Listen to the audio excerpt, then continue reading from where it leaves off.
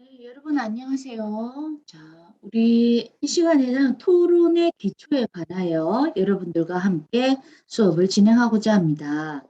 자, 이 토론에 먼저 정의를 살펴볼 필요가 있습니다. 우리 사회가 민주사회로 진입하면서 토론의 필요성은 점차 증대되고 있죠. 그러나 그동안 이렇게 민주적인 방식으로 갈등을 해결해 본 경험이 부족하기 때문에 토론을 통해서는 갈등을 해결하는 데 상당히 미숙한 점을 알 수가 있습니다. 또한 토론은 어떻습니까? 어떤 공동체 내에서 공동 관심사인 문제가 제기되어질 때 이제 일어나게 됩니다. 그 문제에 대해 구성원들이 다 함께 다양한 해결책을 제안하고 비교하고 비판하는 이런 과정들이 필요한 것이 바로 토론이라고 하겠습니다. 이런 점에서 토론은 민주적인 의사결정의 방법이고 우리 민주사회의 토대라고도 할 수 있겠죠. 토론은요, 일반적으로 토의와는 다릅니다. 그래서 여러분 예전에 MBC의 백분 토론이라는 거 본 적 있으신가요? 손석희 아나운서가 사회를 봤던 토론이었는데요. 그 토론은 정치적인 문제가 주로 이슈화되었고요.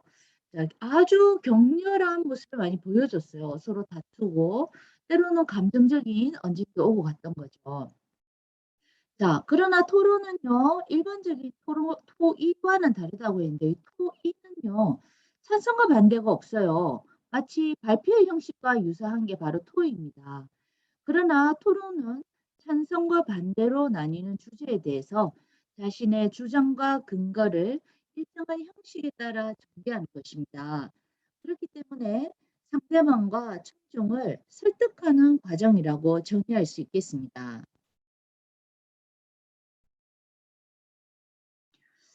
자, 우리가 토론에 대한 정의는 먼저 앞서 말씀드린 바와 같습니다. 토론은 하나의 사안에 대해서 다양한 견해가 존재할 수 있다는 걸 전제를 하죠. 모두가 동의할 수 있는 절대적 기준이 있다면 그것은 토론의 주제가 되지 못해요. 그리고 토론의 목적을 한번 살펴볼까요? 어, 토론의 목적은요, 상대방 그리고 청중을 설득하는 데 있어요. 그러니까 토론은 단순히 자신의 입장이나 이를 뒷받침할 수 있는 이 근거를 제시해서 자신의 입장을 정당화하는 것에 끝나는 것이 아닙니다.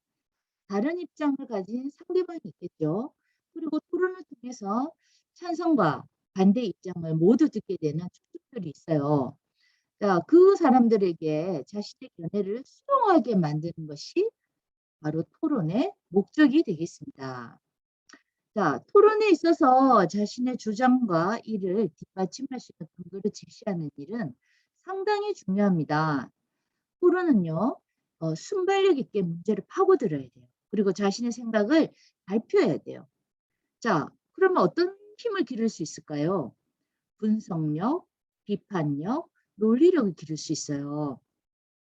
자, 이런 활동들은요, 단편적이고 피상적인 그런 지식의 바탕을 두고 하는 것이 아닙니다. 바로 사물의 원리를 깊이 있게 통찰해야 한다는 것이죠.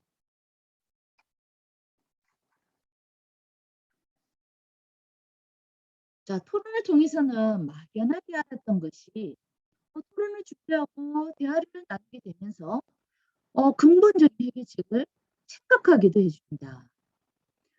자, 토론에 여러 사람이 참여해서 이제 토론을 하게 되면요, 당연히 규칙이 필요하겠죠. 자, 주장의 옳고 그름을 따지게 되기 때문에 상대방 주장의 잘못을 무엇인지 살펴봐야 돼요.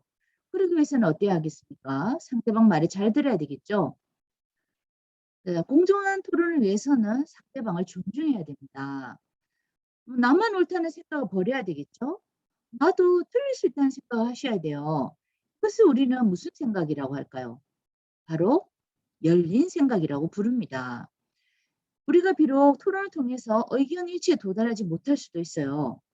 다른 사람의 의견이나 비판을 참조해서 또 그것을 토대로 조금 더 나은 의견으로 개선해 나가려는 노력은 정말 의미 있는 태도라 할 수 있겠죠. 자, 그러면 우리가 이 토론의 유용성은 뭐가 있나 한번 살펴볼까요? 토론을 하다 보면요, 우리 판단이 균형감이 생겨요. 다른 사람의 의견은 물론이고요. 자신의 의견에 대해서도 비판적인 태도를 가지게도 되죠. 그러니까 이 해결해야 될 문제에 대해서 우리는 개방적인 태도를 갖게 된다는데 이 토론의 유용성이 있겠습니다. 자, 주장과 반론입니다. 토론은 주장과 반론으로 이루어집니다. 토론에 참여하기 위해서는 주장과 반론을 할 줄 알아야 합니다. 그런데 상대 주장의 논거에 대한 반론이 자기가 성공했다고 해서 그 주장의 거짓이 입증되는 건 아니에요. 기껏해야 그 제시된 논거에서 주장이 나오지 않으면 증명한 것일 뿐이죠. 다른 논거를 통해서 동일한 주장을 할 수 있기 때문입니다. 논리에 대한 반론도 마찬가지예요. 그 제시한 논거에서 주장을 이끌어내는 방식에 오류가 있다는 것이지 그 주장이 거짓임을 입증한 건 아니라는 거죠. 이처럼 토론에서 결정적으로 상대방의 주장을 반박하기란 쉽지 않습니다. 더 이상 이 해소할 수 없는 불이치가 있는 거죠. 그 불이치를 우리는 인정해야 합니다. 그리고 그 인정한 것이야말로 무슨 생각의 핵심일까요? 바로 열린 생각의 핵심입니다. 토론을 시작하려면 열린 생각이 있어야 하고 토론이 끝나면 그 열린 생각은 깊어지게 되어 있습니다. 즉 심화된다는 것이죠. 흔히들 토론은 그저 자기가 아는 것만 말하면 된다고 생각하는데요. 그건 토론이 아닙니다. 그건 발표입니다.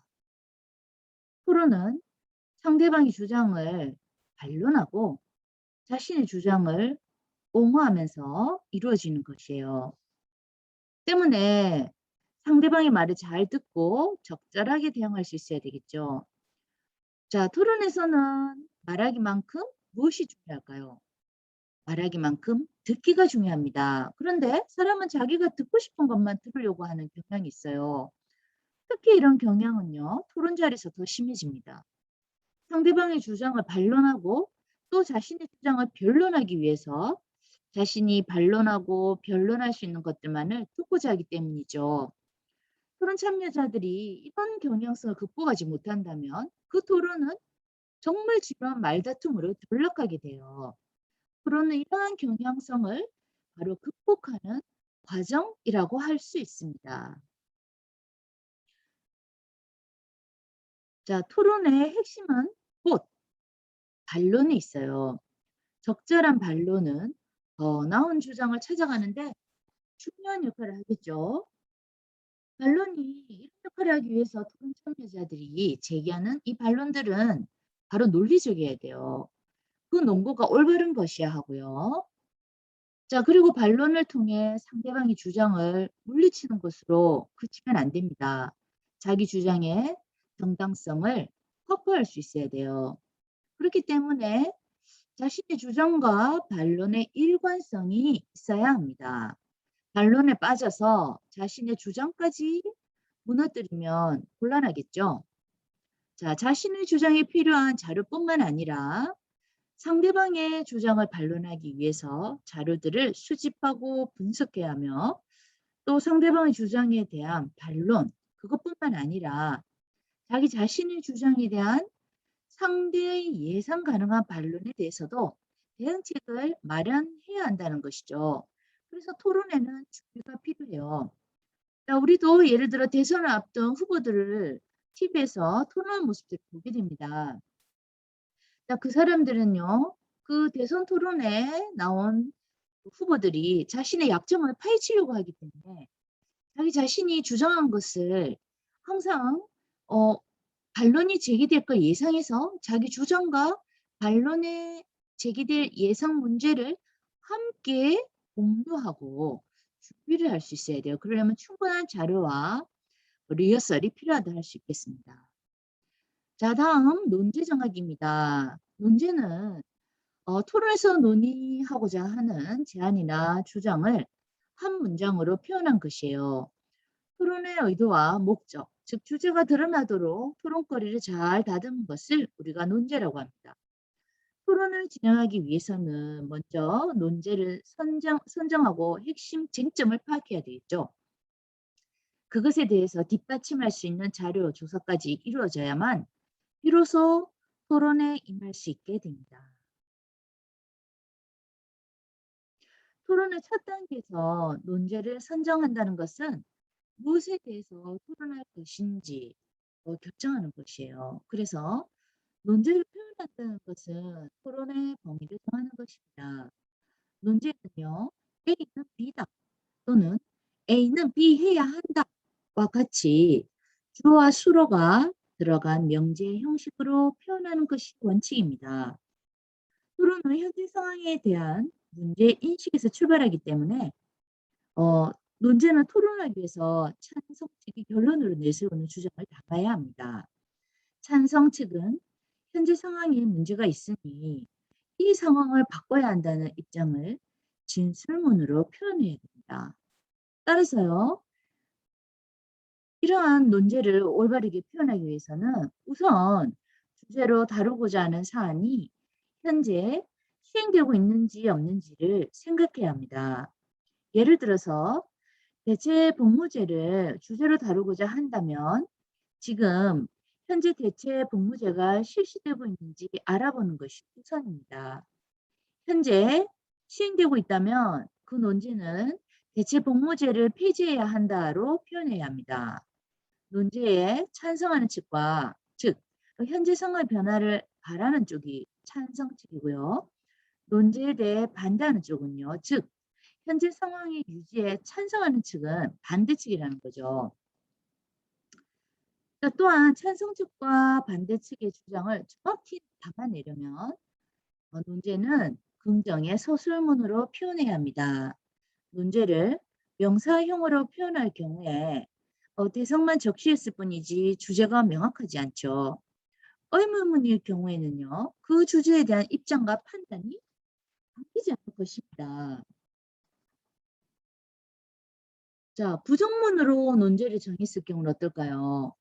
찬성 측은 자신의 논지를 전개해 나가는 과정에서 안 된다라는 표현과 찬성한다라는 표현을 함께 써야 하기 때문에 자신은 물론 청중의 입장에서도 혼란을 줄 수 있는 탓에 그 논제는 긍정문으로 표현해야 합니다. 자, 끝으로 찬성 측과 반대 측 어느 한편에 유리하게 작용하는 표현은 논제에서 배제시켜야 합니다. 자, 예를 들어서요. 야만적인 낙태를 금지해야 한다와 같이 야만적이라는 단어는 이미 가치 판단을 내포하고 있기 때문에 적절하지 않아요. 또한 어떻습니까? 부정적인 이미지가 있는 낙태보다는 임신 중단이라는 표현을 사용하는 것이 바람직합니다. 이처럼 논제는 가치 중립적인 표현을 사용하는 것이 공정한 토론을 위해서 필수적이라고 할 수 있겠습니다. 자, 들어주시느라 수고 많으셨습니다. 자, 감사드립니다. 다음 시간에 뵙겠습니다.